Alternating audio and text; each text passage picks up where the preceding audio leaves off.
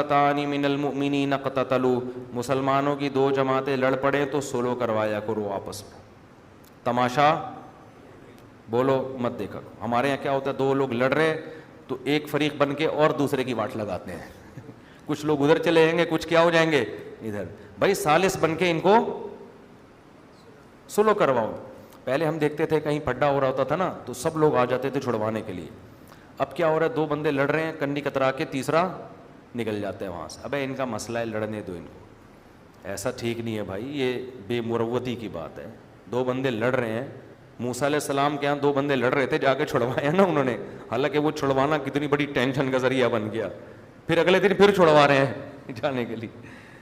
تو اس سے پتہ چلتا ہے کہ اس طرح اگر دو لڑ رہے ہیں تو ان کو چھڑوانے کی کوشش کرو۔ ہاں کوشش جب کرو جب آپ میں اتنی پاور بھی ہو، ایسا نہ ہو آپ بہت باریک سے، دونوں طاقتور تو انہوں نے ایک آپ کے لگا دیا تو اب لوگ اس کو آپ سے چھڑوانے کی کوشش میں لگے گئے، صحیح ہے، تو یہ پھر پکڑن پکڑائی اور چھڑن چھڑائی نہ شروع ہو جائے بس۔ تو کچھ کر سکتا ہے انسان تو اس کو اپنا کردار ادا کرنا چاہیے وہاں۔ اللہ نے یہ حکم دیا، فرمایا مومنین آپس میں بھائی ہیں تو اپنے بھائیوں کے درمیان صلح کرا دیا کرو۔ یا ایھا الذین آمنوا لا یسخر قوم من قوم، اے ایمان والو کوئی قوم دوسری قوم کا مذاق نہ اڑائے، بھی بہت ہے حکم ہے۔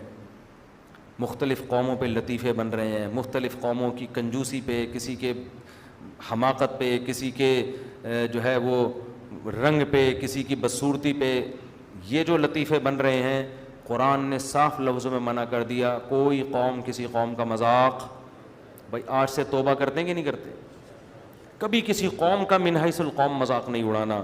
اللہ نے فرمایا عسیٰ ان یکونوا خیرا منہم، ممکن ہے وہ قوم اللہ کی نظر میں تم سے بہتر ہو، تم تو آج اس کا مذاق اڑا رہے ہو، اللہ کی نظر میں ہو سکتا ہے وہ تم سے بہتر ہو۔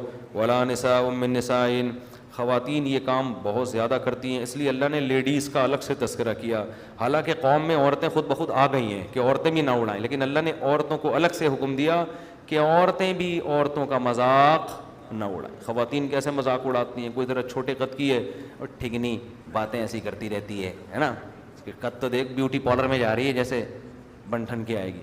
آج دیکھا تھا لپسٹک کتنی لگا کے آئی ہوئی تھی، وہ ایسا لگ رہا تھا کسی کے پھیپڑے کھا کے آئی ہوئی ہے۔ یہ مذاق خواتین کا چل رہا ہوتا ہے، اور دیکھا اسٹائل کیسے مارتی ہے دیکھا کیسے اسٹائل مار رہی تھی۔ تو بھائی جو جس کو اللہ نے جیسا بنا دیا ویسا بس ٹھیک ہے، اللہ کی مرضی۔